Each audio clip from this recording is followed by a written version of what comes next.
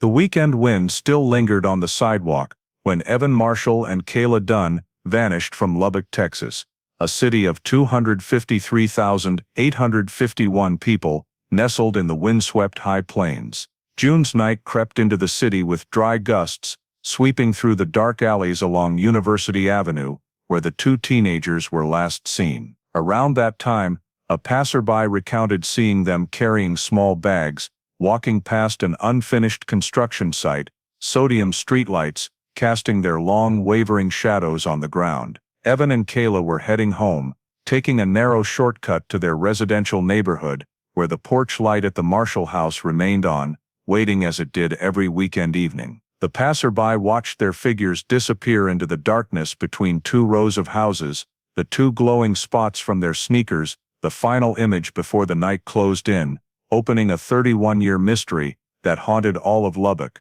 Before diving into the story, don't forget to subscribe to the channel and hit the notification bell to stay updated on the latest cases.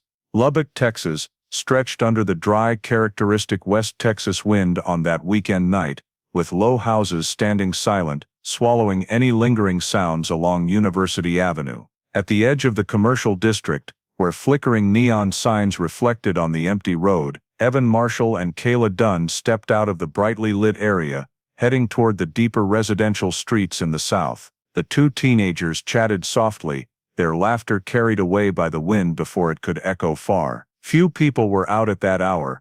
Only one passerby glanced at the two young figures moving along the sidewalk, fading as they entered the darkness between two rows of houses where streetlights grew sparse and the night took over. At Evan's house, the porch light stayed on as it always did when he went out on weekend evenings. A folding chair left outside caught the full brunt of the night wind, its hinges tapping lightly against the wall with each gust. Inside, the family assumed the kids were lingering somewhere, maybe at a friend's house or chatting on the way home. But as time passed, the silence grew heavy in an inexplicable way. No footsteps on the porch, no sound of the door opening, no calls from the two landline phones the family used to check in with Evan when he was out late. By the time the night reached its final hours, worries surpassed normal bounds. Initial guesses, staying out late, sleeping over at a friend's, stopping somewhere, began to seem illogical. Before dawn,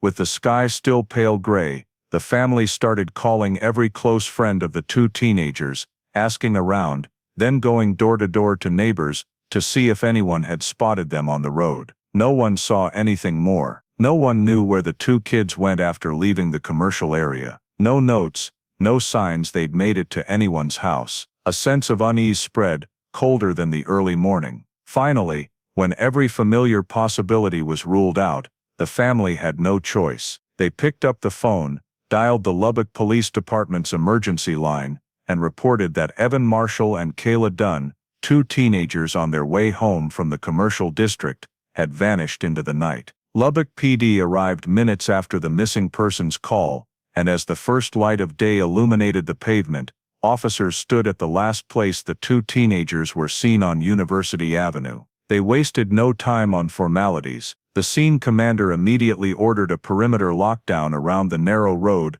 leading into the residential area, where the previous night's darkness had swallowed Evan and Kayla's footsteps. The ground still held the morning's chill, with low shrubs and cramped alleys on either side, retaining dampness and the smell of earth, underscoring the emptiness of the night before. Officers used a map to pinpoint the critical zone, the area most likely for an incident: dimly lit paths, gaps between houses, unfenced backyards, rickety fences, and dead-end alleys connecting the commercial strip to the neighborhood. They marked everything with small cones, digitized locations on the map, and began surveying from the commercial area inward, following the teenagers' presumed route. A second team went to nearby shops, where the pair was believed to have passed before disappearing. One officer questioned a store clerk, who recalled seeing the two together, but couldn't confirm if anyone else was nearby, as the store was busy with customers coming and going. A man pumping gas nearby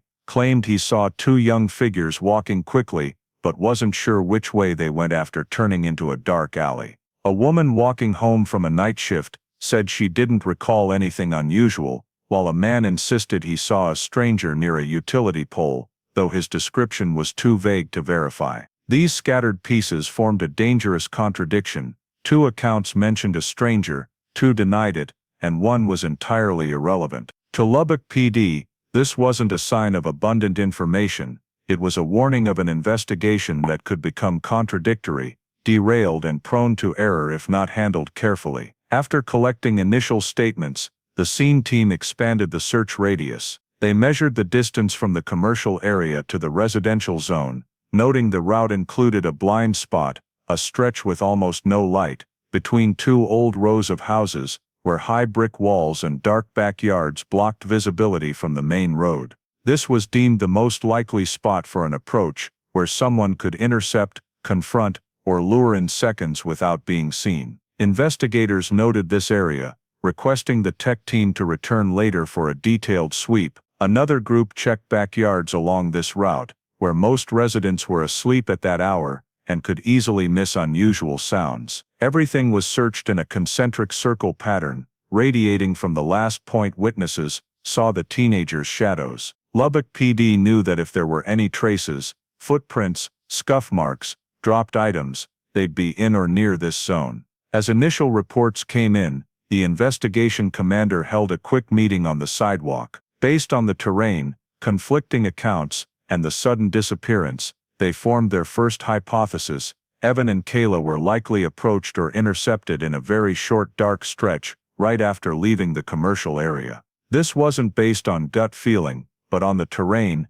and the lack of clear traces. With this, the investigation scope was adjusted, focusing primarily on the path from the commercial area to the dark stretch, with the highest assumption that the incident occurred within a few dozen meters. The team realized they couldn't miss any detail in this area, because if something happened that night, it happened here. And from that moment, the investigation officially began. Once the initial hypothesis was set, the search team moved directly into the critical zone, expanding the scope along the path Evan and Kayla were believed to have taken. University Avenue in the early morning looked starkly different from the night before. Pale sunlight not yet warm, the pavement still cool from the night, and shadows lingering under trees where light hadn't reached. From the sidewalk along University, officers began tracing the entire route toward 34th Street, the shortest link from the commercial area to the residential neighborhood the teenagers intended to reach. They split into small groups, walking in parallel lines, each covering a narrow strip to miss nothing. Whenever an odd object appeared, a scrap of paper, a bottle cap, a small reflective item, they stopped to examine, mark and bag it as temporary evidence, even if its relevance to the disappearance wasn't clear. At the intersection of University and the alley leading deeper into the neighborhood, one officer bent down to pick up a piece of trash that looked recent, possibly blown by the wind or dropped from someone's bag. It wasn't significant, but investigative protocol didn't allow ignoring anything out of place. Another officer noticed a small object near the curb, only to find a dented can lid, its age or origin unclear. Such finds repeated, numerous, scattered but lacking clear significance. The police also noted the pavement between the 2 rows of houses, where the witness had seen the teenagers' shadows the previous night. Here, the ground was slightly uneven, with faint drag marks as if something heavy had scraped across, but their faintness and position offered no forensic value. They could stem from mundane causes, parked trucks, dragged trash bins or kids playing, so no conclusions could be drawn. The tech team still marked them with chalk, noted locations, and took photos for later comparison. They didn't rule them out, but didn't overinterpret either. As they moved deeper into 34th Street, an older residential area with brick walls and adjacent backyards, the search team started noticing out-of-place details. At the edge of a lawn by an unfenced house, an officer found a small gray plastic fragment near a wall. It wasn't enough to identify a source or stand out distinctly, yet its position was notable, slightly off the main path, as if dropped during a hurried movement. The fragment was marked as a watch area, but not yet logged as formal evidence. A few houses down, another group spotted 2 slide marks on a thin layer of dirt by the road, unclear if they were footprints or drag marks, with no indication of when they were made. The dry soil made any impressions hard to interpret. Though lacking immediate forensic value, they were photographed and marked, as any detail could later prove crucial. From University to Mid-34th Street, the police flagged 8 anomalies, none strong enough to shift the case, but their distribution suggested something may have happened in the route's central stretch, where light was weakest and few homes faced directly outward. This was the blind spot the investigation team had noted earlier. During the process, one officer paused, looking down the long stretch of road, where search groups still moved slowly, step by step. No one said it aloud, but the shared feeling was clear. If something happened to Evan and Kayla, it likely happened somewhere along this path, in a brief moment that changed everything. As the sun rose higher, the search team returned to the starting point to compile notes. No smoking gun evidence, no clear signs, but enough small anomalies to convince them they were on the right track. Every mark on the pavement, every stray object along the route, every disturbed patch of dirt, all meticulously recorded. On the area map, marked circles formed a dense cluster at the exact stretch where the teenagers vanished. Though no conclusions were drawn, the team knew they'd touched the outer edge of a larger story, one just beginning to emerge through the faint traces they'd found. Lubbock PD officers didn't take long to return to the convenience store, where Evan and Kayla were last seen, since it was the only place likely to yield direct witnesses. The night shift cashier, a young man working extra weekend hours, cautiously recalled seeing 2 kids leave together, and noted they seemed normal, not in a rush. When asked if he saw anyone else nearby, he hesitated, then shook his head. "I'm not sure, a few people came in to buy stuff, but I didn't notice where they went after." His answer wasn't wrong, but offered no help. A man pumping gas at the station next door had an entirely different memory. He said he saw 2 young figures walking a bit faster than usual, and that someone else was standing near a payphone. When pressed on whether he was sure that person was near the teenagers, he frowned, thought hard, and admitted, "I might be wrong. I just remember someone was there, but it was far and dark, I can't say for sure." Shortly after, a young woman, heading home after a night shift at the hospital, gave a completely different account. "I didn't see anyone but the 2 kids. They were walking close, talking about something. No one was following. I'm pretty sure of that." 3 accounts, 3 different directions, with no overlap. The police began to sense the complexity forming at what should have been the clearest point. When officers expanded their witness search to the nearby residential area, they met a resident living by the alley, who said he heard hurried footsteps that night, but when pressed, he only heard, not saw anyone. He also insisted he heard no unusual sounds afterward, no arguing, no cries for help, no cars starting. This clashed with the gas station man's claim of seeing the teenagers walking fast with someone nearby. Another officer approached a young man at an apartment complex across the street. He said that while going to buy something that evening, he definitely saw a man leaning against a utility pole, and suspected the man said something to the 2 kids. But when asked if he was certain it was Evan and Kayla, he admitted, "I'm not sure, I just saw some young people passing by. Could have been others." The accounts were like water bubbles, they seemed solid, but burst on contact. The police tried to find a common thread among the 4 statements, but none existed. One witness said a stranger was nearby, one denied it entirely, one said they walked fast, one said everything seemed normal, one heard hurried footsteps, another said no unusual sound stood out. This tangle made every initial assumption shaky. In typical missing persons cases, witnesses usually agree on a few basic details: direction of movement, a stranger's presence, or something unusual. But here, each person seemed to describe a different night.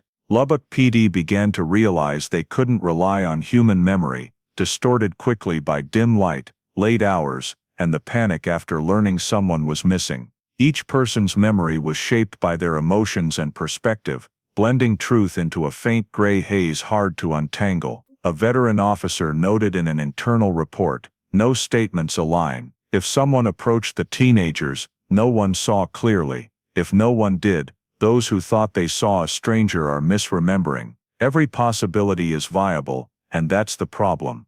As conflicting accounts began to cloud the entire picture, A seasoned Lubbock PD investigator, familiar with every block around University Avenue, noticed a detail newer officers might have missed. The area was under partial construction when Evan and Kayla vanished. He vaguely recalled that in the late 80s, the city had reopened underground cable work along parts of 34th Street. This left the road torn up, forcing traffic to detour through temporary back routes behind houses. He raised this during an urgent sidewalk briefing, and several younger officers exchanged glances. They hadn't been told about this in area reports. The police's internal maps only showed main roads. Temporary construction routes, used for just a few months, weren't kept long-term. Silence fell over the group for a moment. If a detour route existed then, and if Evan and Kayla took it, every assumption about their path was wrong.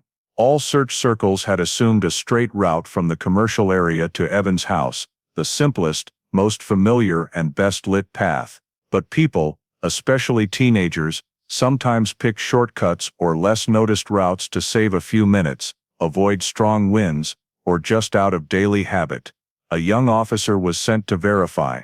He crossed a few side streets, traced the row of houses, and reached the lot where the work had occurred. It didn't take long to notice the ground differed. Some sections were packed deeper, mixed with gravel, with long ruts running from the road's edge between houses. It looked like a vehicle path. Though the construction ended years ago, the surface still wasn't fully uniform with surrounding areas. On closer inspection, he found a gap between two brick walls, not an official gateway, but wide enough for two people on foot or a small truck to pass. This gap led to a narrow dirt path, curving behind the neighborhood, completely hidden from the main road. When the investigation team regrouped, they walked this newly discovered shortcut. The air felt different, sheltered from wind, dark, and blocked by high walls. Though it was a temporary route for construction vehicles, it was exactly the kind of place that could hide everything from view. If the teenagers turned here, they'd vanish instantly from anyone watching from University Avenue or 34th Street. One officer stepped back, picturing the scene from the previous night, dim yellow light from the commercial area behind, wind blurring every shape, and this small gap surely pitch black. If Evan and Kayla took this path, anyone even a few dozen meters away wouldn't know where they'd gone. More striking, this shortcut wasn't in the initial search scope, because the team didn't know it existed. The group fell silent as this sank in. A voice broke through. If they turned here, we've been searching the wrong direction all along.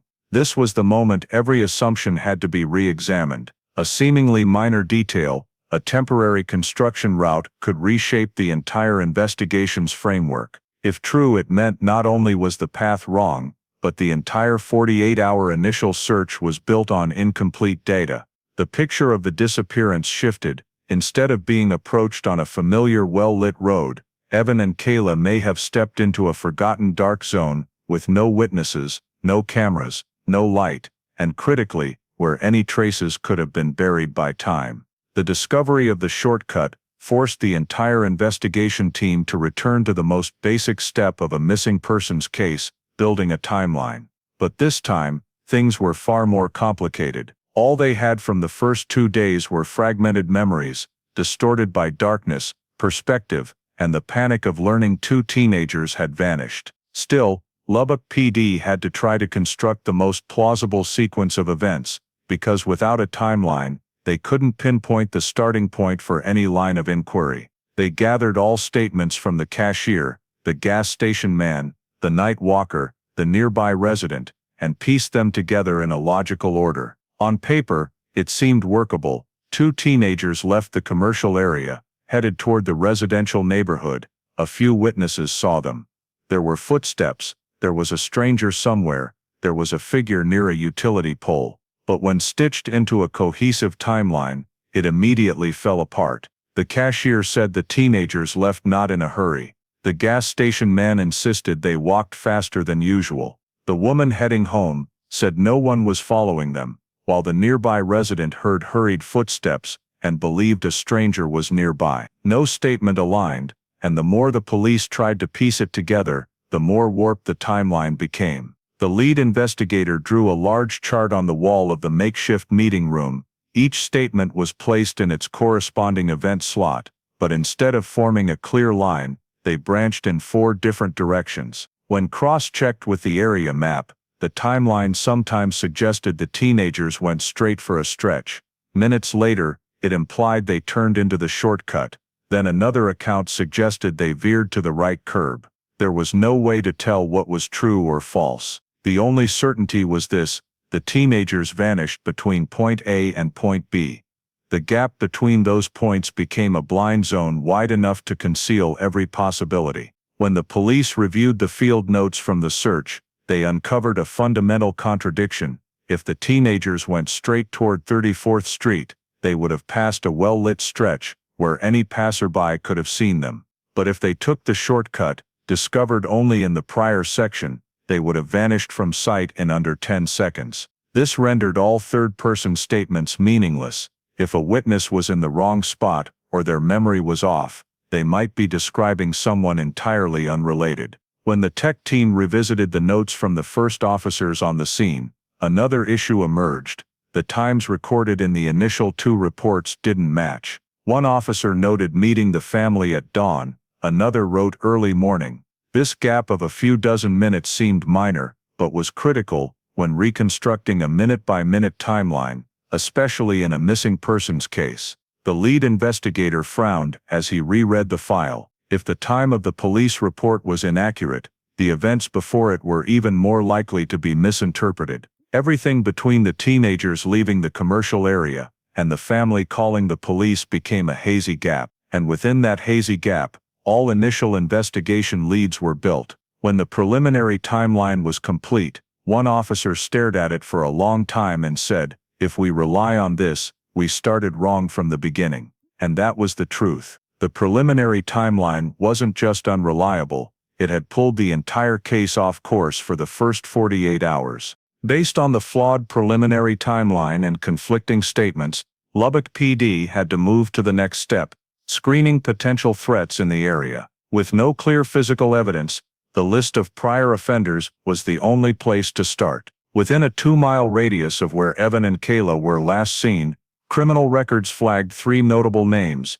3 men previously arrested or investigated for harassment, stalking, or approaching minors in prior years. Their proximity to the disappearance site immediately put all 3 on the special interest list. The first, Lance Moran, 31, lived in an old apartment less than half a mile from the disappearance route. Moran had been investigated for attempting to approach 2 teenage girls at a local gym, but the case didn't lead to charges due to lack of evidence. Moran worked night shifts at a warehouse, but his timesheet for the night, Evan and Kayla vanished, raised suspicion. His shift start was logged by his own signature, not verified by a manager. When interviewed, Moran remained oddly calm and said he went to work as usual that evening, but couldn't recall who he met at the warehouse or what tasks he did in the first hour. Investigators deemed this a weak alibi, and Moran instantly became the top suspect of the 3. The second, Derek Hobson, 40, was a plumber living on the edge of the southern residential area. Hobson had a temper, but no serious criminal record, only a bar fight and an unproven verbal harassment accusation against a teenage girl. On the night of the disappearance, neighbors confirmed Hobson was home, even loudly arguing with someone on the phone, audible to the block. The police noted this, but temporarily ruled him out as high risk. The third, Walter Kincaid, 53, was a retired truck driver due to health issues. 2 years before the disappearance, Kincaid was suspected of following a group of students at a bus stop, but police found no grounds for arrest. On the night Evan and Kayla vanished, Kincaid was reportedly at a bar over 3 miles from the scene, with multiple witnesses confirming. Thus, while noted, he wasn't a focal point, but Moran was different. His file was full of red flags, vague statements, an oddly calm demeanor, and a history of following teenage girls. Plus, he lived near the dark stretch where the teenagers may have vanished. Moran became suspect number 1, and this was the turning point that sent the case veering off course. The police spent the next weeks tailing Moran, tracking his daily routes, checking friends, co-workers, neighbors, anything tied to him. A team was tasked with digging into his night shift activities during the disappearance, seeking anyone who could confirm he was at the warehouse. But the warehouse, run by a private company, often lacked shift oversight. No cameras, no swipe cards, just handwritten logs, creating a perfect gap for a fabricated alibi. This ambiguity only convinced the police they were on the right track. They also learned Moran had been seen following 2 female students at a local movie theater, further fitting the approaching victims in the dark profile. A 3-hour interrogation with Moran didn't resolve doubts. Whenever pressed about that night, he gave answers like, "I don't remember exactly," or "I think I was there, but I'm not sure." To some, these might reflect poor memory. To the police, they were danger signs. For nearly 6 months, Moran was the investigation's center. Updates revolved around verifying every detail about him, from driving routes to grocery purchases, to landline calls. Cell phones weren't common then, but nothing turned into solid evidence. Every lead hit a dead end, yet the lack of evidence against Moran was misread as him being too cunning, not innocent. While investigators fixated on Moran and his evasive answers, Lubbock PD's forensic tech team continued analyzing items collected from the search route. Most were just trash, plastic bits, windblown paper, or slide marks with no clear origin date. But one item made the tech team pause longer: a blue fabric fiber, less than an inch long, caught in the lower corner of a metal railing in an alley near where the teenagers vanished. It was so small it could easily be overlooked, but the case's nature demanded scrutiny. The techs used tweezers to bag it and sent it for analysis. The initial goal was to determine if it came from either teenagers' clothing, a reasonable theory if someone was bumped, struggled, or dragged in the dark. But under a microscope, the forensic specialist noted the fiber had short, twisted strands, resembling material used in cheap 1980s home carpeting. A younger tech, recently transferred to the unit, recalled a feature of a trailer park, less than half a mile from the scene. Most trailers came with mossy or blue carpeting, a color common in that era. He suggested the fiber might be trailer carpeting, blown by wind, or caught on someone's shoe and dropped.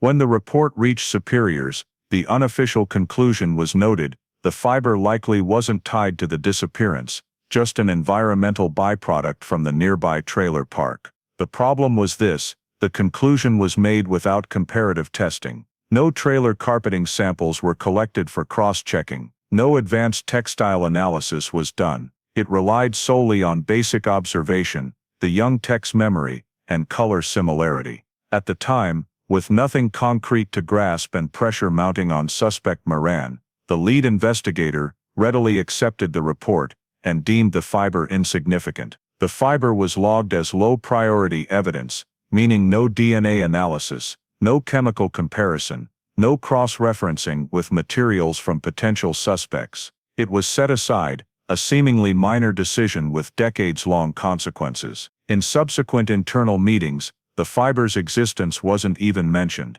All focus was on Moran and his suspicious activities that night. As the investigation zeroed in, no one noticed the fiber could be a direct clue, possibly the first physical evidence linked to whoever approached Evan and Kayla. This oversight grew graver when the team returned to the area a week later for more evidence. A young officer asked about the fiber's analysis to compare with new samples, but when told it was just environmental, unrelated, he didn't press further. And so, a chance for deeper scrutiny slipped away quietly. As time passed, the case began losing momentum. As Lubbock PD shifted focus to other leads, the fiber, though stored in an evidence bag, sat untouched in a box. Its last mention was in the investigation's third-month summary report, with a brief note: no direct forensic value. In the years that followed, as the case was shelved as a cold case, no one suspected that the tiny blue fiber in that evidence bag could have reshaped the entire investigation, if only it had been taken seriously from the start. But in 1988, no one knew, and the case drifted on in the silence of a small, seemingly harmless error. In the days that followed, as the team reassessed the entire search scope, one officer noted an odd area just behind the shops where Evan and Kayla were last seen: an old abandoned parking lot, nearly flat but cracked, covered in dust and weeds sprouting between concrete gaps. This lot, once used by an auto shop, closed years earlier, wasn't included in the first 48 hours search scope. This oversight made it a complete blind spot in the investigation, a dark patch behind the commercial area no one had considered. A young officer, reviewing the 1988 commercial area layout map, noticed the lot's existence. He reported it to the lead investigator, and within an hour, the team was at this forgotten site. No one said it aloud, but all understood that any dark, secluded, low-traffic area could be critical in the first minutes of a disappearance. As the team entered, the lot felt frozen in time. No signs, no working streetlights, just old oil stains on the ground and scattered, rotting wooden pallets. One corner was shielded by the back wall of a shop, creating a perfect blind spot invisible from the main road. This was exactly the kind of place someone with intent might choose. Discreet, unnoticed, with enough time to act undetected. As officers fanned out to scan the area, one investigator bent down and spotted something unusual: two parallel drag marks in the thin dust, intermittent but visible. They stretched from the grassy edge by the wall to the lot's midpoint before fading. When measured, the gap between the marks matched the width of a large object or something swept horizontally while being dragged. No one could pinpoint when these marks formed. West Texas sun, wind, sand, and dust could erase traces in days, but their presence in a rarely visited area made the team pause. These weren't car tire marks, nor were they trash bin drags, as the path wasn't straight, and the marks cut deeper into the dust than usual. The lead investigator frowned at the marks. It's too heavy for trash, but not tire tracks. Not consistent like construction equipment. Another officer suggested they could be from a sack, a heavy object, or something not carried by hand.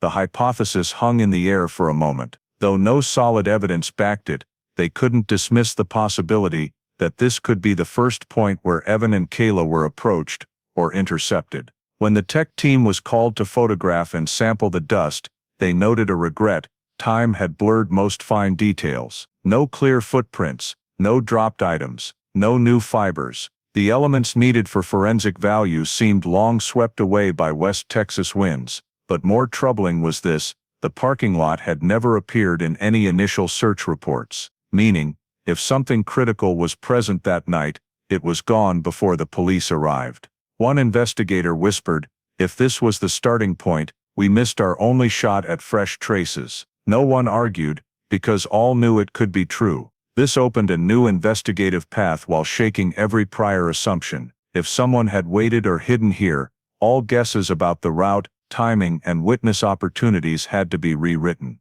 More critically, it suggested the perpetrator, if there was one, may have exploited this exact blind spot to act. From that moment, Lubbock PD faced a chilling possibility. They weren't just misled by faulty statements and overlooked evidence, but by a critical area never considered until now. The weeks following the discovery of the abandoned lot saw the atmosphere in Lubbock PD's investigation room grow heavier than ever. Every new lead ended in a dead end. Every potential clue turned into an empty note. Timing indeterminate. Insufficient forensic value, unrelated. The team had done everything possible in a missing persons case's early phase: scoured the route, interviewed witnesses, checked construction zones, analyzed evidence, flagged suspects, examined the shortcut, and explored the abandoned lot.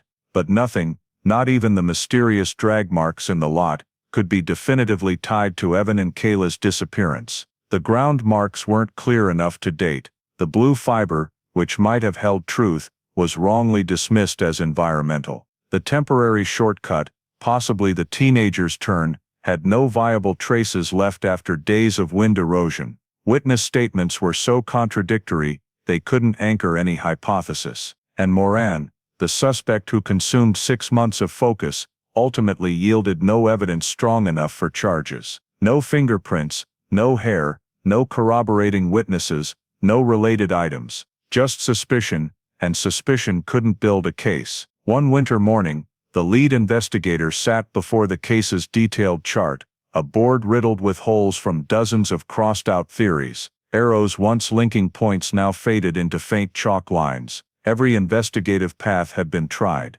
and all had failed. A summary report was sent to superiors, No verified physical witness evidence, no confirmed location or suspect, no significant progress. The Lubbock PD leadership held an emergency meeting, but it lasted just over an hour. Decisions like this rarely dragged on, not because they didn't care, but because they understood the limits of an investigation with no data. A veteran officer sighed as he placed the thick case file back on the table. "We can't keep investigating with empty hands. We need something new." The cold evening wind slipped through the door cracks, making the papers on the table flutter lightly. The silence in the room seemed to acknowledge something no one wanted to say aloud. They had reached the end of their capabilities. A week later, an internal email was sent. Brief, and to the point: Evan Marshall and Kayla Dunn case temporarily transferred to cold case unit. To be reopened with new evidence. No formal ceremony, no grand meeting, just a quiet notice, but it carried the weight of failure. The family was called in to hear the update. The police sat across from them in a small meeting room, explaining that the official investigation wasn't closed, but couldn't proceed without new data. The family tried to stay composed, but their despair was evident. They didn't want to accept that the hope of finding their two children was being tucked away in a storage office drawer, but they had no choice. In the chilly Lubbock PD storage room, where case boxes were stacked like unfinished stories waiting to be resumed, the box containing Evan and Kayla's traces was placed on a high shelf. Inside were the misjudged blue fiber, dust samples from the abandoned parking lot, spotty field notes, and dozens of pages of inconsistent witness statements.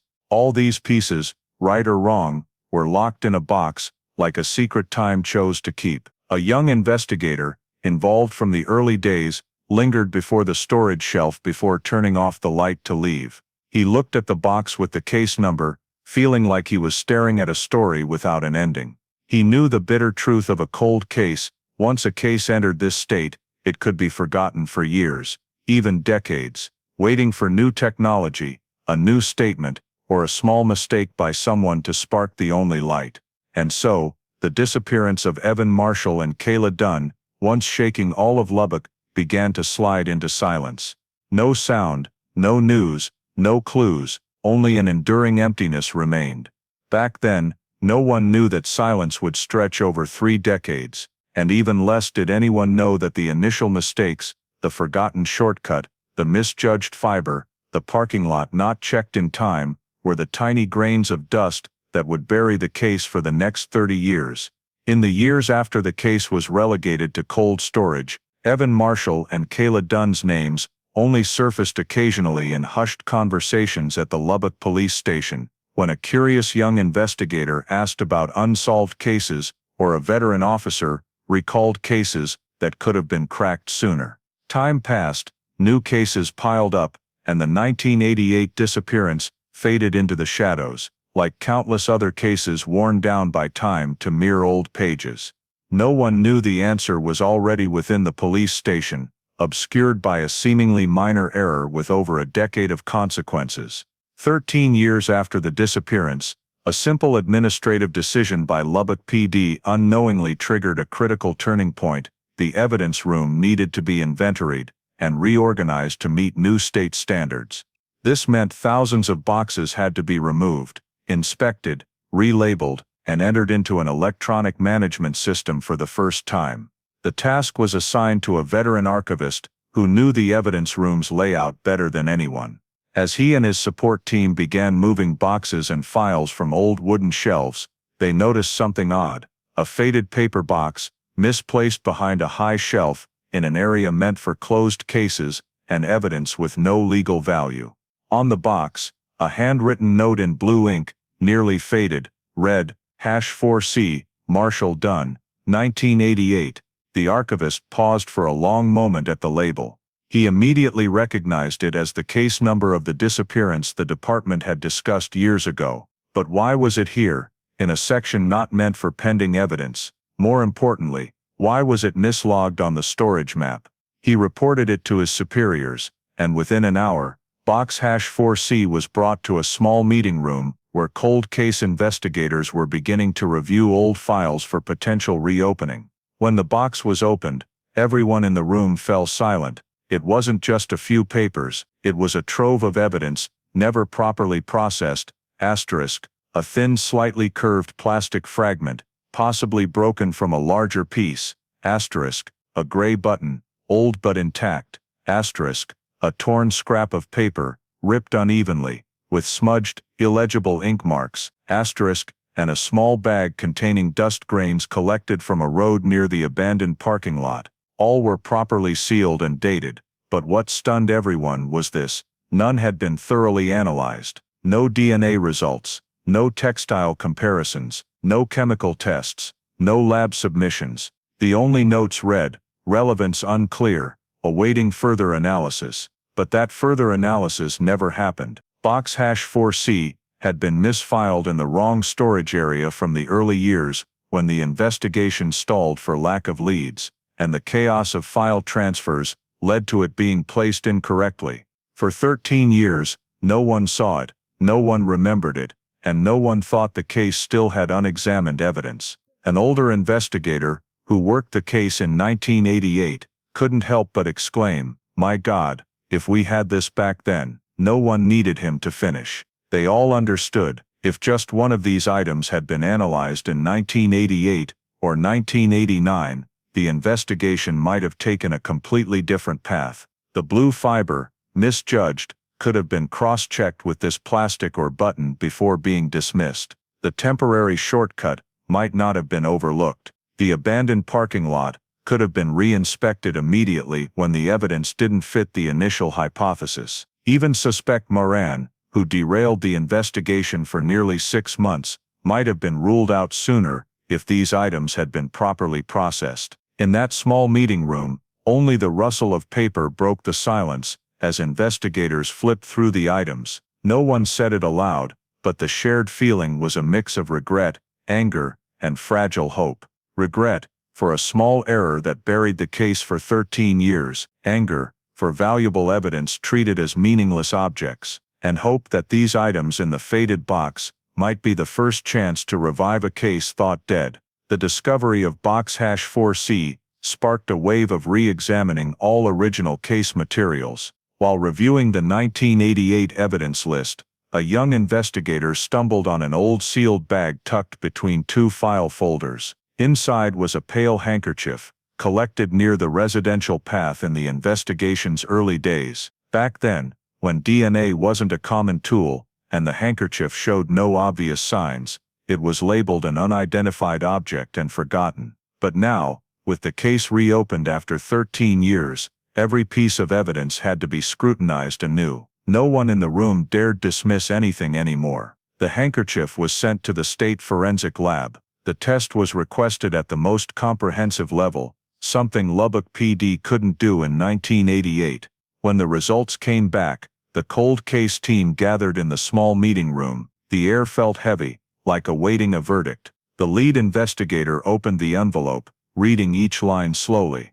The first finding wasn't surprising. The sample on the handkerchief belonged to an adult male, but the next line silenced the room. The DNA was run through the system against the 3 men investigated in the case's early months: Lance Moran, Derek Hobson, and Walter Kincaid, but matched none of them. No trace indicated they ever touched the handkerchief, or were at the scene where it was found. This was the moment every old assumption collapsed. Nearly 6 months of investigation centered on Moran. The interrogations, the surveillance, the theories built and clung to all became misdirected effort.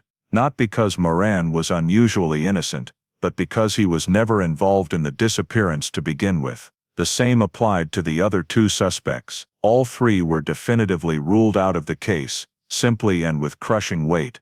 The cold case team knew this sent the investigation back to square one. Every prior lead was now worthless. They had to erase old thinking, discard biases formed over years, and view the case with entirely fresh eyes. More critical was the DNA's nature. It belonged to a man not in any criminal database. This meant he'd never been arrested, never been fingerprinted, and never been on law enforcement's radar for any incident. An anonymous figure in the community, living so ordinarily that the legal system had no record of him in any case. The investigators dug deeper into where the handkerchief was found. It lay along the route, Evan and Kayla might have taken that night, not enough to confirm it belonged to someone who approached them, but enough to raise a big question: why was this man's DNA there at that time? And most importantly, who was he? In the meetings that followed, the room felt cloaked in a new caution. It was as if the case had shifted in nature. Instead of chasing a known offender, something police were used to, they now faced someone entirely invisible to the legal system. Someone who left no trace beyond the DNA on the handkerchief. Someone who might have blended into the community for 13 years, unnoticed. The lead investigator concluded in an internal report, "This is no longer an investigation based on old criminal records. This is an investigation centered on someone never identified." From that point, all case materials were reorganized in a new order. Crossed out pages, flawed theories, and old suspects were discarded entirely. The archivist relabeled the file, "Suspect, Unidentified. Investigation, reopened from scratch." A case thought to have rotted in darkness for over a decade suddenly came alive. Not due to a new statement, a new witness, or a grand discovery, but because of a forgotten handkerchief holding a DNA sample so small it was nearly invisible. That DNA didn't just speak, it launched the investigation into an entirely new chapter, a chapter where, for the first time in 13 years of silence, the truth had a chance to see the light. When the handkerchief's DNA report was fully analyzed, Lubbock PD realized they were only at the threshold of a new investigative path. An unidentified adult male's DNA not in any criminal database held value, but that value could only be tapped if they could trace the man's genetic connections in the community. That's when they decided to turn to a technology still very new at the time: forensic genealogy, the technique of tracing relatives through distant DNA matches in voluntary databases. The collaborating lab entered the DNA sample into a genealogical matching system. The process wasn't quick or simple. Technicians had to isolate each genetic marker, comparing it against millions of public profiles. Each DNA connection wasn't an identity, but a hint at the degree of relation between the unidentified sample and others in the system. When the data was processed, they sent a lengthy report to the Lubbock PD cold case team. On a gray afternoon, the team gathered in the small meeting room, and the lead investigator flipped to the report's first page. A single opening note was enough to make everyone sit up straight. The handkerchief's DNA linked to two distinct family branches in the West Texas region. This immediately introduced new complexity. Typically, genealogy narrows suspects by tracing a related family branch, but here, the genealogical structure revealed two separate branches, both genetically tied to the DNA. One branch was primarily in Amarillo, over 100 miles north of Lubbock. The other shared the same route, but was scattered across Lubbock and nearby towns. The lead investigator sat quietly for a moment. Two major family branches wasn't typical. It meant the DNA could belong to one, someone from the Amarillo branch, or two, someone from the branch living in Lubbock, with no immediate way to know which was the right path. The genealogy experts explained that the DNA matched a man whose ancestors belonged to a large family that split generations ago. Those branches grew into two distinct lines, each with dozens of members now spread across Texas. The presence of two strong family branches essentially created two independent and opposing investigative paths. The Amarillo branch drew attention for an obvious reason. A large number of distant relatives of the DNA sample had lived in that area for decades. If the unidentified man belonged to this branch, it was plausible he worked, passed through or lived near Lubbock around 1988. Meanwhile, the Lubbock branch had a different factor. Some members of this family line lived just a few blocks from where Evan and Kayla vanished. This forced investigators to confront a hard-to-swallow hypothesis. The man whose DNA was on the handkerchief might have been right in the community, in the very neighborhood the two teenagers passed through, and could have lived there for years without anyone knowing. Investigators began analyzing every name in the genealogical chart. They needed to determine who was viable based on age, location in 1988, occupation, and habits. However, genealogy didn't provide a culprit's name, only names potentially related by blood. Identifying the right person among dozens was like searching for a needle in a haystack. The task grew more complex when they found that in the Lubbock branch, some individuals had temporarily lived near the abandoned parking lot, where the team discovered the strange drag marks. One man in this group had worked in construction, another was a part-time driver. Some members had moved around the late 80s. Each small detail made the investigation scope more tangled. The Amarillo branch was no less noteworthy. Some in this family line traveled seasonally for temporary jobs, with many visiting Lubbock during summer months, or working in industrial areas along the federal highway. Confirming who was present when Evan and Kayla disappeared was nearly impossible based solely on their scattered movement records.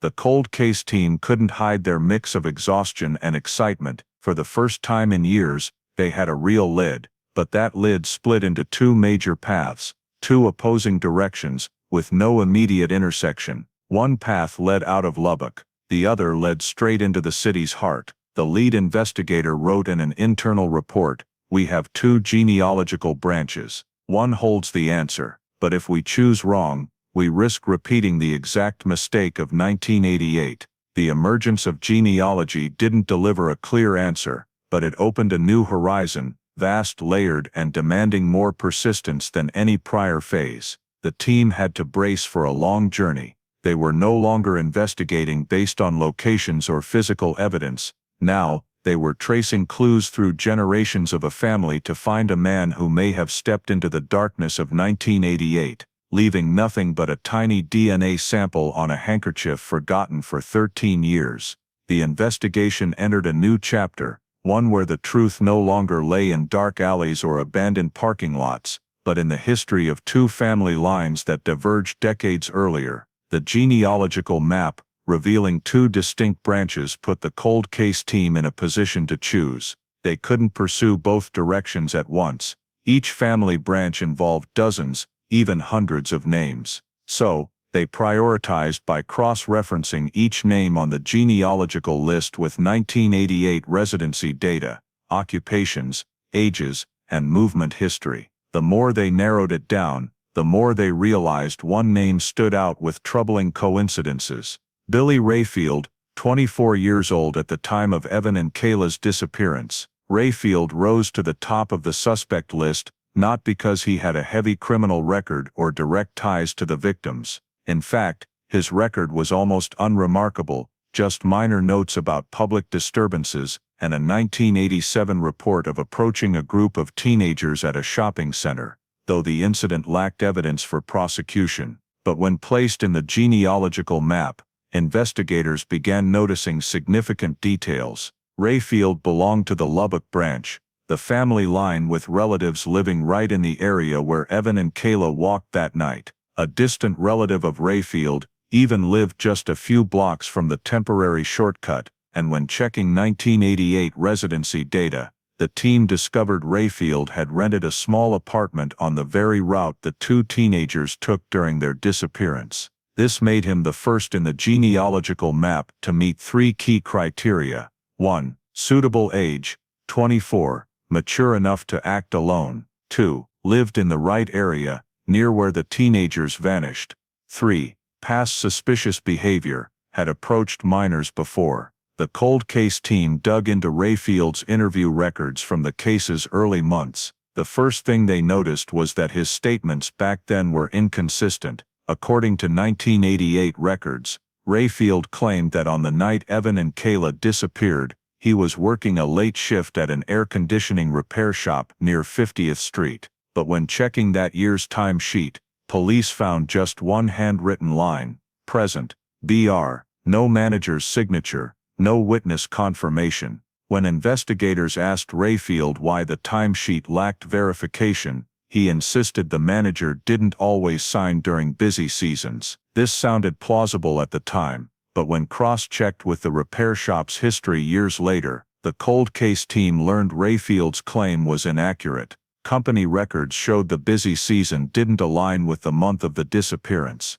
A manager failing to sign timesheets was almost unheard of. This meant Rayfield's initial alibi was weak, possibly entirely false. In the old interview records, Rayfield also stated he didn't know the two kids, had no reason to meet them. But a seasoned 1988 investigator had noted that Rayfield often hung around the commercial hub on weekends, talking to groups of young kids in a slightly odd way. Lacking concrete evidence or disruption, police only warned him and let him go. Now, through the lens of genealogy and modern data, those small behaviors were no longer meaningless. More red flags about Rayfield emerged as the cold case team delved into his residential history. The apartment he rented in 1988 was just a few hundred feet from the abandoned parking lot, where police found the heavy drag marks. Moreover, Rayfield's former landlord had reported something odd. Rayfield often returned home very late on multiple nights, always using the back entrance instead of the front door. This detail went unnoticed back then, because police were focused on suspect Moran, but now it became significant. A young investigator remarked, "It's possible he used the back entrance to avoid being seen or to hide something he didn't want noticed." No one dared confirm it, but the coincidence made Rayfield increasingly prominent on the investigation list. The cold case unit began reconstructing Rayfield's movements in the late 80s and early 90s. He didn't have steady work. Instead, Rayfield took odd jobs, fixing air conditioners, hauling deliveries, assisting at an electronics store. These jobs didn't make him stand out legally, but allowed him to move around Lubbock unnoticed. Co-workers described Rayfield as quiet, avoiding interaction, but not odd enough to be memorable long-term. A woman who lived near Rayfield's old apartment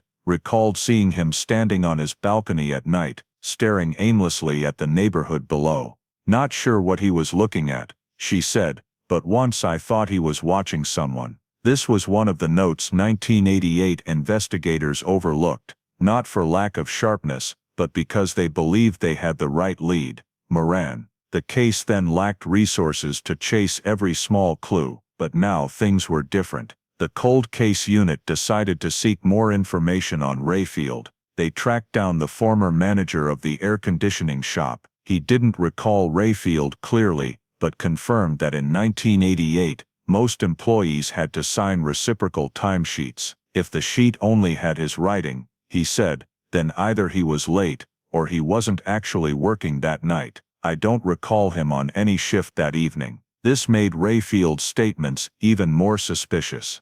Another coincidence surfaced. In an old report, police had asked Rayfield if he passed through University Avenue on the night of the incident. He replied, "I don't think so." But according to utility records, that very night, Rayfield reported a minor electrical issue in his apartment, a small problem placing him in the area very close to the scene. The data wasn't enough to charge him, but it confirmed Rayfield wasn't far from the disappearance site. Through extensive analysis, Billy Rayfield's name gradually moved to the center. There was no direct evidence, no fingerprints, no witnesses seeing him approach Evan and Kayla, but the entire context pointed to him. Vague movements, inconsistent statements, a history of approaching minors, proximity to the scene, and his place in the genealogical branch, most strongly tied to the DNA. And crucially, Rayfield was the only one in the branch fully matching all criteria for the handkerchief's DNA. For years, he was someone no one noticed, suspected, or linked to the story. But now, for the first time, he became an unavoidable focal point. The case began directing all attention to a man who 30 years earlier, no one considered. A name on the file's edge became the most prominent. And for the cold case team, a clear instinct emerged. Billy Rayfield might be the man who stepped into the darkness of 1988 with the secret of Evan and Kayla. When Billy Rayfield became the investigation's focal point, the next step was verifying every location he lived in during Evan and Kayla's disappearance. Among them, the small apartment in the old building near 34th Street was the most critical. According to 1988 records, Rayfield rented there for nearly 2 years, overlapping with the disappearance. Back then, police never searched the place due to insufficient grounds for suspicion. Now, with new genealogical data and inconsistencies in Rayfield's statements, the apartment became a site needing thorough examination.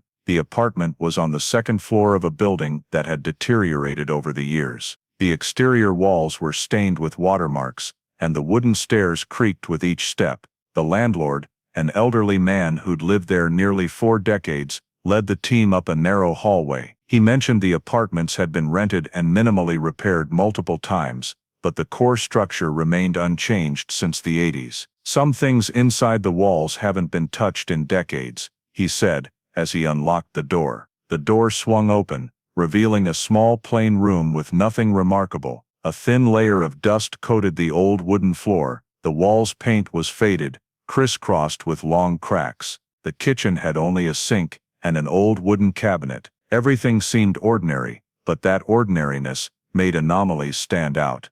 The forensic team began by checking places Rayfield might have used to hide something: under cabinets, beneath the sink, behind baseboards. When they swept a blue light lamp across the room, one spot on the wall caught their attention. It was a cracked seam in the bedroom corner, running horizontally, as if the wall panel had been moved or removed and reinstalled imperfectly. A technician used a small tool to gently pry the wooden panel. It popped off with surprising ease, too easily compared to the decay of other walls. Behind the panel was a 3-inch deep gap. The group fell silent, eyes fixed inside, waiting to see what might be hidden there. A small nylon bag fell to the floor. Inside was a piece of gray duct tape, crumpled and distorted, as if it had been stuck to a surface and forcibly removed. The tape still held a few tiny fibers caught in the dried adhesive. To the naked eye, they were indistinguishable. But when the tape bag was placed under forensic lighting,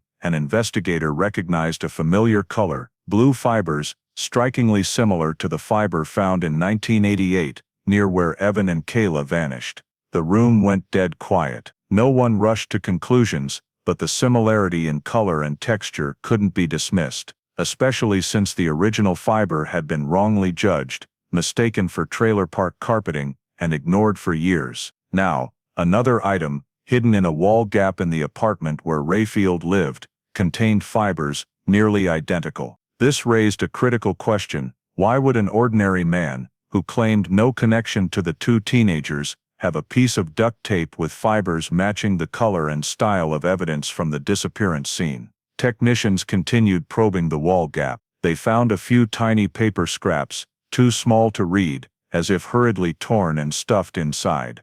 There was also a short frayed piece of rope, but not enough data to determine its use. These items were carefully sealed, labeled, and placed in separate evidence bags. The landlord, standing by the door, watched the team work with unconcealed unease. He said Rayfield left the apartment in the early 90s, in a hurry, taking few belongings. He didn't say anything, didn't explain why he was leaving. One day, the place was just empty. An investigator asked again, "Did anyone access this apartment before you rented it out again?" The landlord shook his head. "No, I locked it up for nearly a year before the next tenant."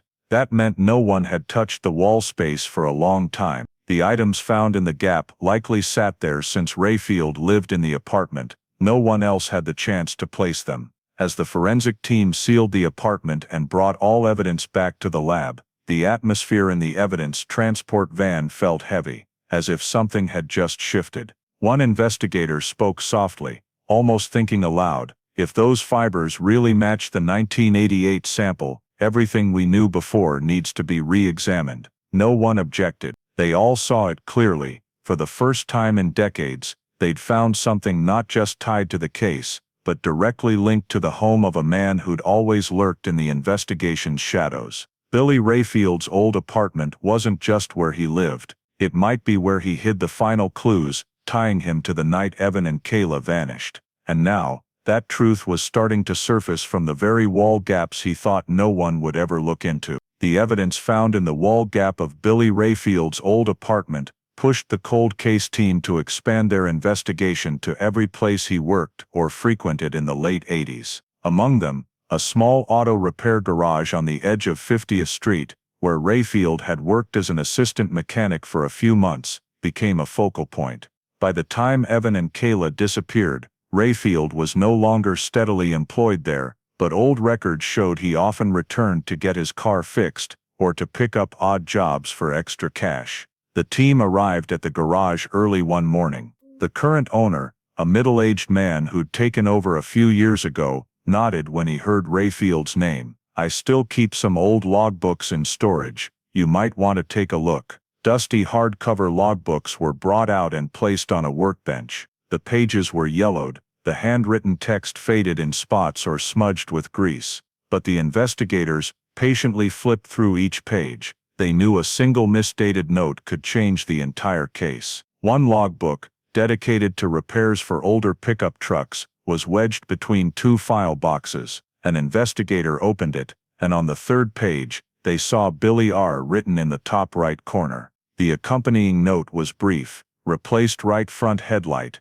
Chevy C10, cash payment. The date in the logbook froze everyone. It was the exact day Evan Marshall and Kayla Dunn disappeared. No one in the room needed to say it aloud, but each understood the weight of this detail. If Rayfield repaired his headlight that day, it meant his truck had an issue before or during the incident. And the issue was with the right front headlight, the part most likely to break in a collision, minor scrape, or impact with an obstacle in a tight space like the shortcut or abandoned parking lot.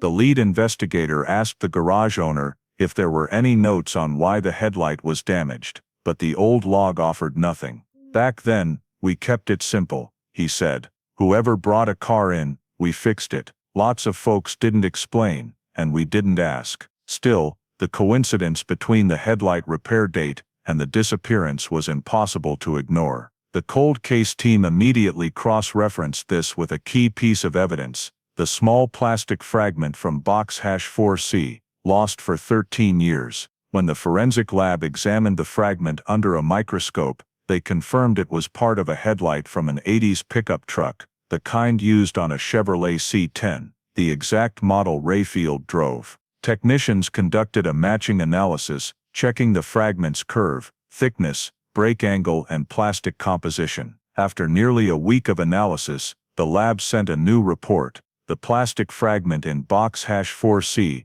matched the type of headlight replaced on Rayfield's truck per the garage note, not just in make and model but in size and manufacturing style. It couldn't be confirmed as the exact headlight from his truck, as similar models shared components, but the complete match made the likelihood very high. When the lead investigator read the report, he set it down on the table for a long moment. No one spoke, but all knew what it meant. Physical evidence, the case's missing piece for years, had finally surfaced, and it came not from some distant place, but from the very box misfiled in storage for 13. The garage became pivotal in pinning down Rayfield's actions on the day Evan and Kayla vanished. The cold case team re-interviewed people who'd worked with Rayfield. An older mechanic recalled, "That day he came in pretty late, and seemed rattled. I asked what was wrong with the truck, and he just said hit something in the dark. But I didn't think much of it then." Who remembers small stuff like that after years? The phrase "hit something in the dark" made the investigators exchange glances. It aligned with every element of the case: the dark road, the temporary shortcut, the secluded parking lot, and the traceless disappearance of two teenagers. The once scattered pieces were starting to find their place. The lead investigator noted in an internal report, Rayfield's truck was damaged the night of the disappearance. He repaired the headlight the next morning. The plastic fragment at the scene matches the model. For the first time, we have a concrete link between evidence on the road and Rayfield's residence. It was no longer speculation or guesses based on vague statements. For the first time in over 3 decades, a clear logical thread emerged between a man once beyond suspicion and the disappearance of 2 teenagers. The garage wasn't the final evidence, but it was a critical piece confirming Rayfield had something to hide on that fateful night, and his pickup truck knew more about what happened than all his statements combined. And the fragments of truth kept surfacing. A broken headlight, an old receipt, a plastic piece in a forgotten evidence box, an apartment with duct tape hidden in a wall gap, all were starting to point in the same direction. When the evidence from the old apartment, the garage, and box #4C began converging toward one direction, the cold case team knew they were at the case's biggest turning point. But they still lacked the most critical piece: undeniable confirmation that Billy Rayfield was the man who left the DNA on the 1988 handkerchief. That DNA was the only link that could tie Rayfield to the scene, but Rayfield had died in 2004 from heart complications. He couldn't be reached, questioned, or charged. There was only one way forward: exhume his body to extract DNA. This wasn't a light decision. Exhumation required court approval and compelling justification. The cold case unit submitted to the prosecutor's office the entire chain of new evidence. The plastic fragment matching the truck's headlight, the headlight repair receipt dated the disappearance, the items in the apartment wall gap, and every coinciding detail. The prosecutor reviewed each document, and after years in the field, she knew a weak case would never justify digging up a grave of someone dead nearly 2 decades. But this case was different. The evidence chain was not only robust but consistent, forming a complete picture 1988 never had. In a brief hearing, the court granted the exhumation. The order was signed, and the team began preparing for the most critical step in the entire case. On a cold morning, the forensic team gathered at the small cemetery where Rayfield was buried. A light breeze rustled through the willow trees, their leaves trembling like distant sighs. The air felt heavy, not from the task's tension, but because all realized they were about to touch the remains of a man who might have carried the secret of that 1988 night to his grave. As a small excavator began digging the grave's topsoil, everyone stood silent. Layer by layer, the earth was moved aside, unearthing memories of a case time had buried. Finally, an old wooden coffin emerged, partially rotted by the years. The forensic team carefully opened the lid, adhering strictly to professional standards. Inside were Rayfield's remains. Bones wrapped in decayed fabric. DNA extraction was conducted on site. The femur was chosen, as it held the most durable DNA over time. A small bone sample was cut, placed in a sealed metal container, and sent directly to the state lab. From that moment, the cold case team could only wait. The wait for results stretched over 2 weeks. Though seasoned investigators were used to patience, this wait felt different. Every answer from the past 3 decades, every scattered piece, every initial mistake, every discarded theory, hung on a single thread: the DNA from Billy Rayfield's femur. When the final results arrived, the cold case unit's meeting room was so quiet you could hear the envelope's paper tear.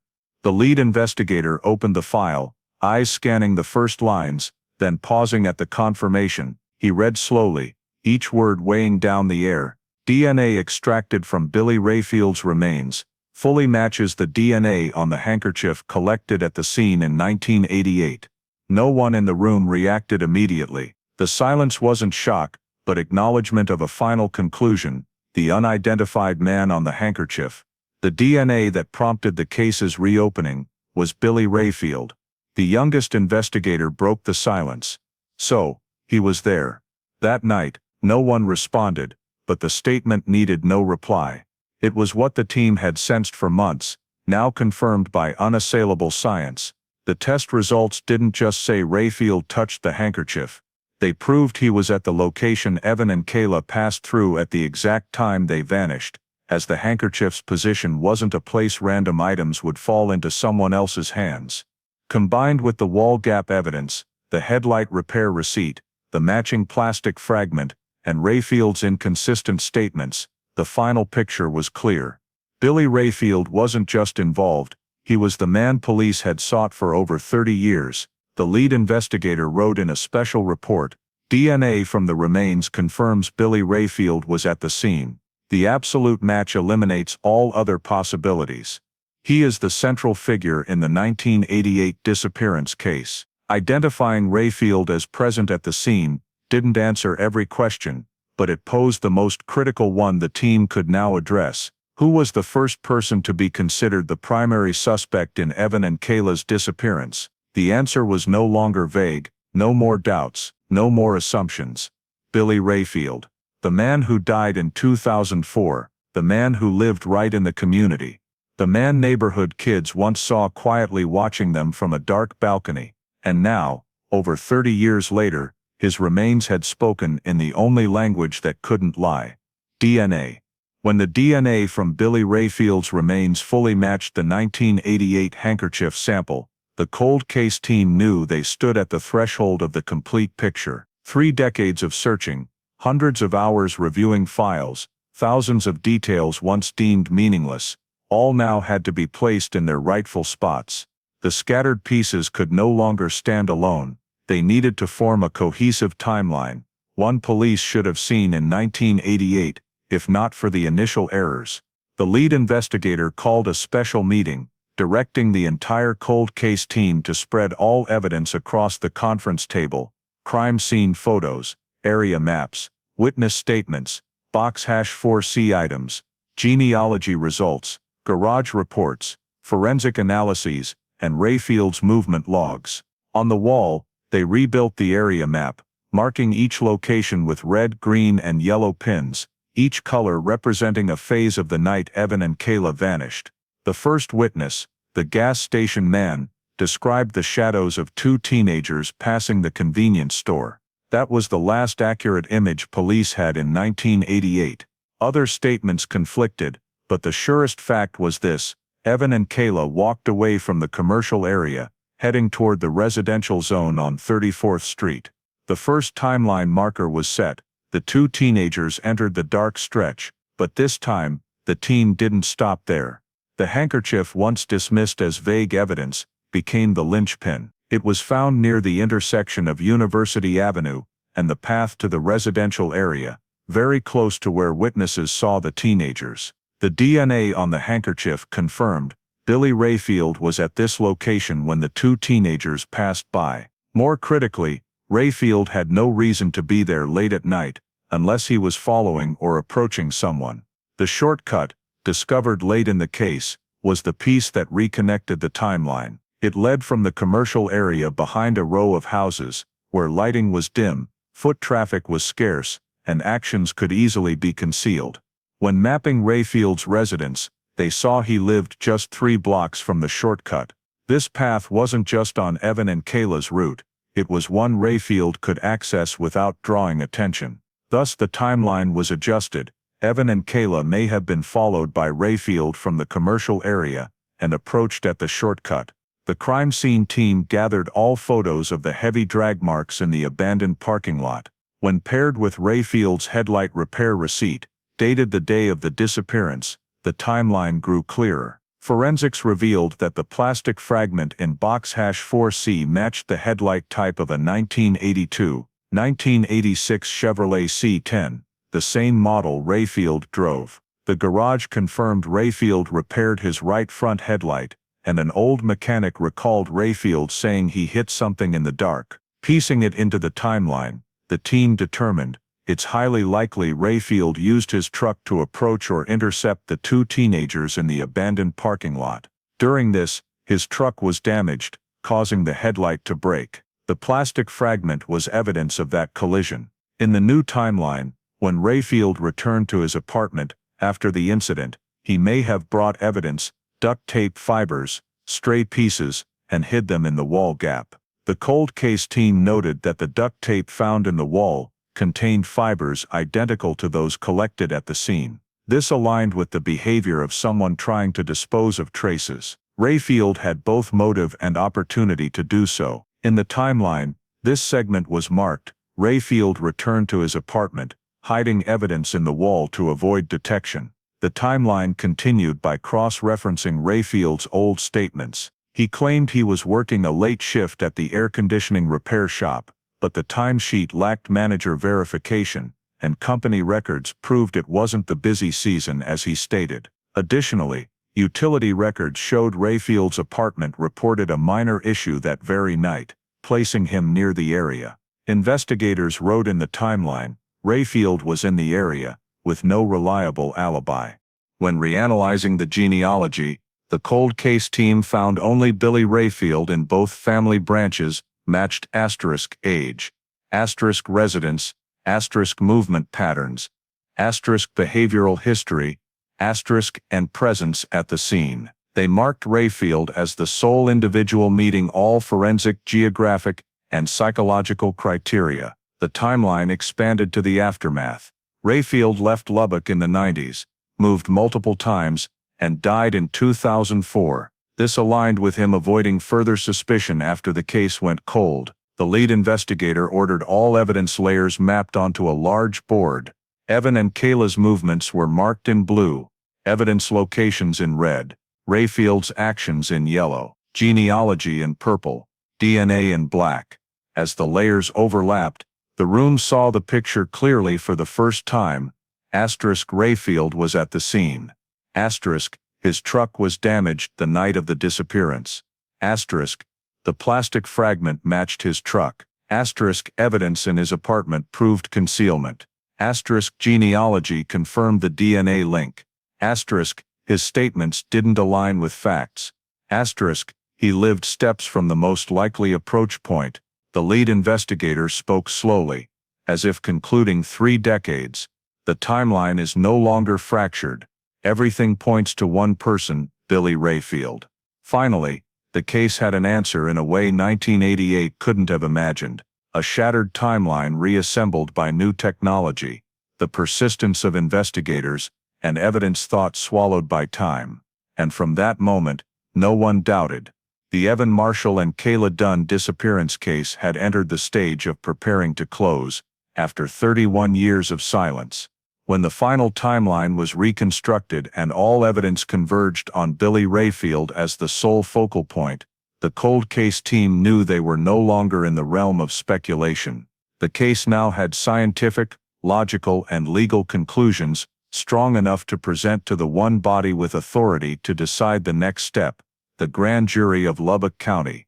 In Texas, even when a suspect is deceased, a grand jury can review a case to confirm legal responsibility in a major investigation, ensuring proper case closure, providing an official conclusion to the victim's family, and crucially, issuing a posthumous arrest warrant, a symbolic but legally significant order, declaring the state has identified the responsible party.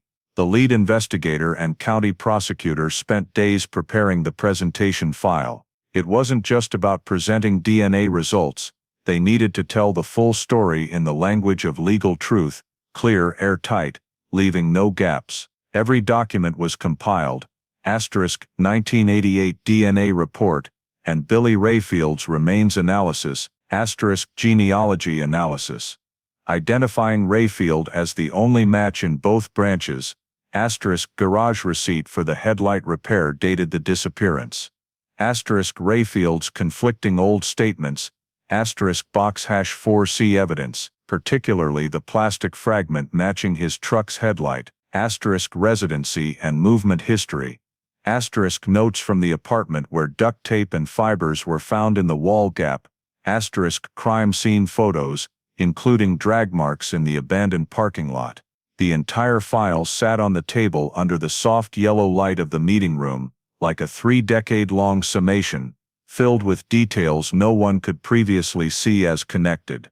During the grand jury presentation, the prosecutor began with a calm but powerful statement: "We're here not to prosecute the dead, but to confirm the truth for 2 teenagers lost in 1988, and for their family, who've waited for answers over 30 years. She placed the carefully sealed handkerchief on the presentation stand, then the plastic fragment from box #4C, then a copy of the garage receipt. Finally, she presented the DNA match between Rayfield's remains and the 1988 sample. As the prosecutor laid out the reconstructed timeline, the room grew still, not from surprise, but because every detail, no matter how small, was pieced together to make the truth undeniable.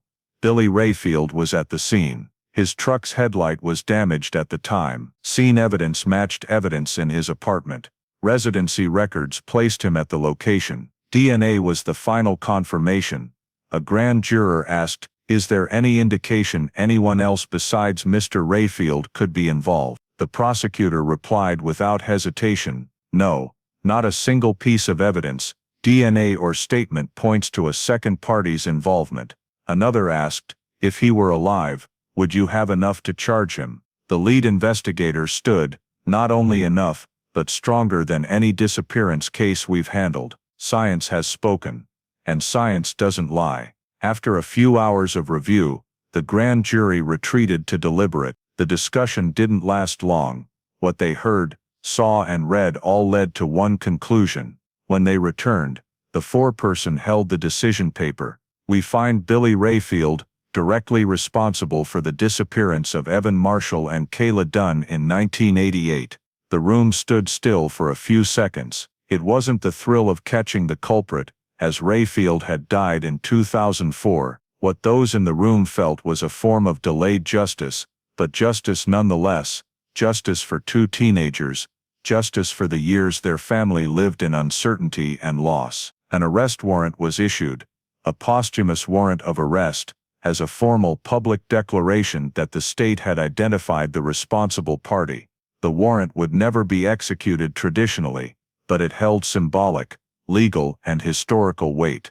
Rayfield was no longer a suspect, no longer a person questioned by police, no longer possibly involved.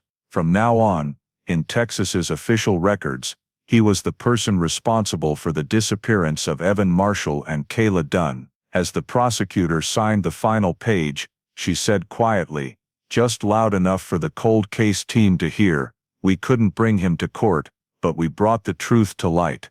And that was what they'd chased for over 30 years. Not a conviction, but the truth. The truth finally had a name. After the grand jury issued its official conclusion, and the posthumous arrest warrant was granted, Lubbock PD took the final step required to close the case per legal standards, compiling a comprehensive forensic report, weaving every small clue, from the handkerchief, plastic fragment, duct tape in the wall, to the garage receipt, witness statements, and genealogy data, into a clear scientific narrative of how the case was unlocked after 31 years. This report wasn't just for state archives, it was a summary for the victim's family, the Lubbock community, and the broader investigative field, a testament that sometimes the smallest, longest forgotten details are the final key to the truth. The lead investigator was tasked with presenting the report.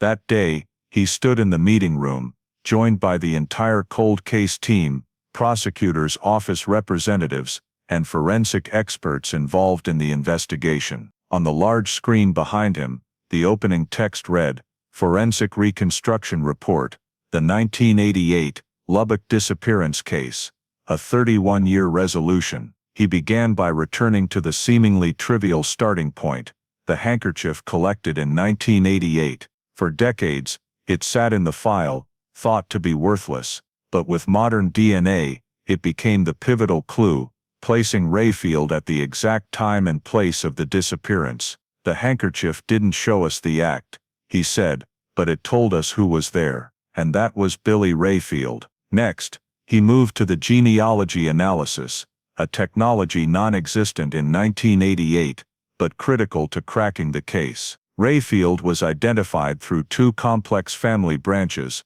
and though the genealogical map initially offered two paths, only one person in the entire chart matched, *age, *residence, *movement history, *presence at the scene, *and DNA results. Forensic genealogy didn't just narrow the scope, it confirmed Rayfield as the only person in both branches fitting all data. From genealogy, he shifted to the evidence in box #4C, the file lost for 13 years. The small plastic fragment, once deemed unimportant, was examined under a microscope and identified as a broken piece of a Chevrolet C10 headlight. When matched with Rayfield's repair receipt dated the disappearance, it became an irrefutable piece. "Not everyone drove that truck," he continued, "and only one person repaired that exact part.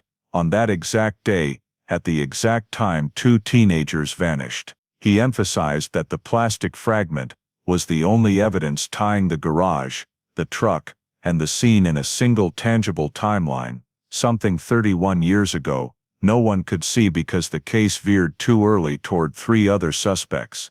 Then he presented the duct tape from the wall gap in the old apartment. The fibers stuck in the dried adhesive were identical to those collected at the 1988 scene, not just in color, but in weave pattern, structure, and molecular properties. The location where the evidence was found, behind a wooden panel easily removed, proved concealment.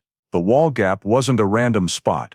It was where someone hid what they didn't want seen. The next part of the report covered the heavy drag marks in the abandoned parking lot, integrated into the timeline when Rayfield was confirmed to have passed through the area with his pickup truck. Experts described the marks as consistent with an object the size of a human body, and the lot's location sat directly between the shortcut the teenagers likely took. When the teenagers left the commercial area, Rayfield was just 200 meters away, and the parking lot was the only intersection point for all three. Finally, the investigator showed how every forensic piece, each small fragment, fit into a single cohesive whole. 1. The handkerchief DNA confirmed Rayfield was at the scene. 2. Genealogy pinpointed Rayfield as the only matching family member. 3. The plastic fragment matched Rayfield's truck. 4. The headlight repair receipt aligned with the incident date. 5. The duct tape in the wall held fibers identical to the scene. 6. The parking lot drag marks matched the route and vehicle. 7. Contradictory statements proved Rayfield tried to build a false alibi. 8. Utility records confirmed Rayfield was in the area that night.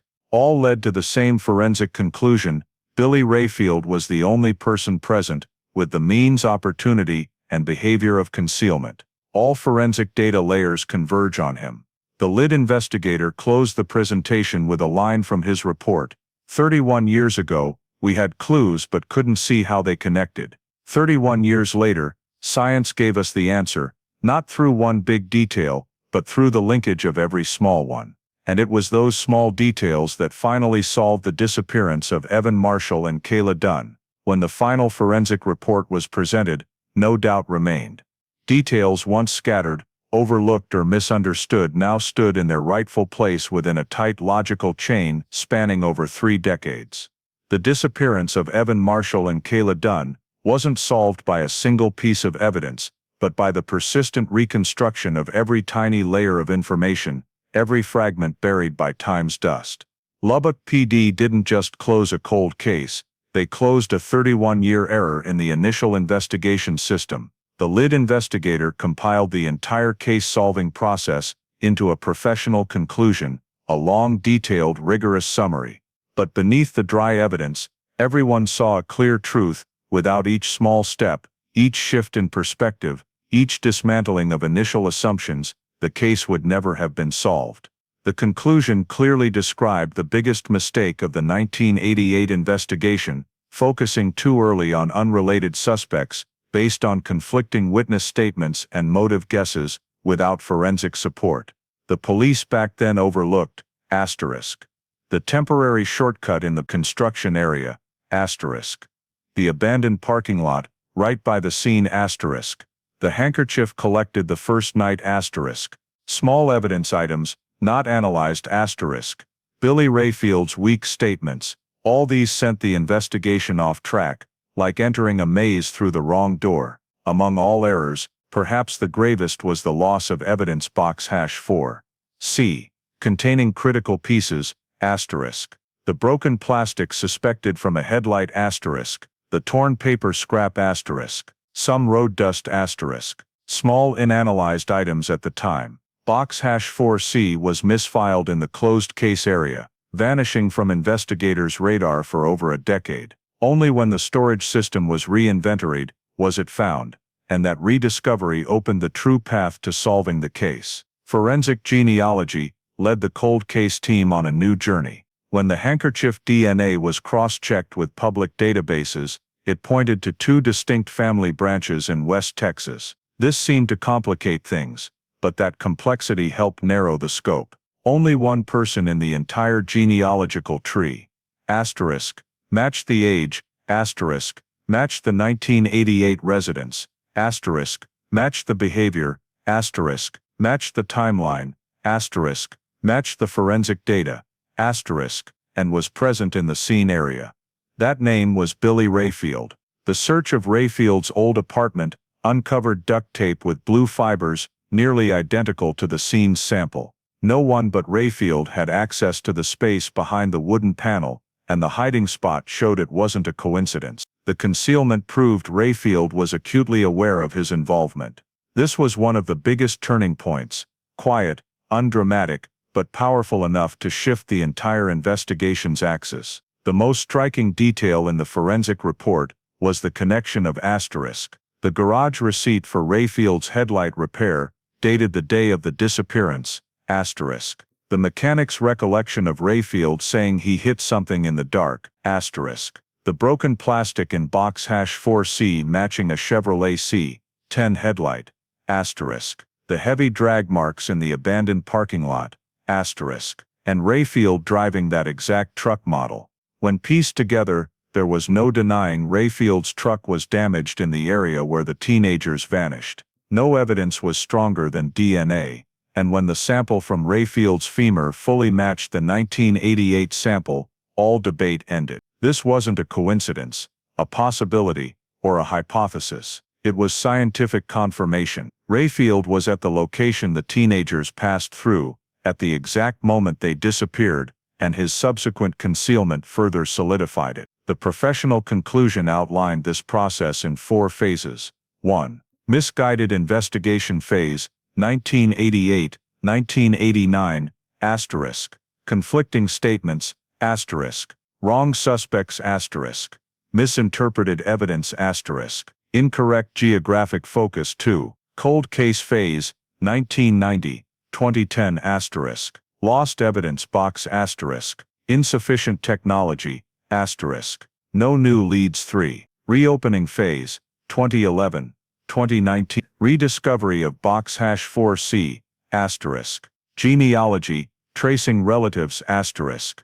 Apartment search, asterisk. Matching plastic and garage receipt. 4. Confirmation phase, 2020-2024, asterisk. Rayfield's exhumation, asterisk. DNA match, asterisk. Grand jury conclusion, asterisk. Posthumous arrest warrant issued 31 years, but every small detail led to the same end. The lead investigator closed the report with a short but weighty sentence: "The case is solved. No more potential suspect.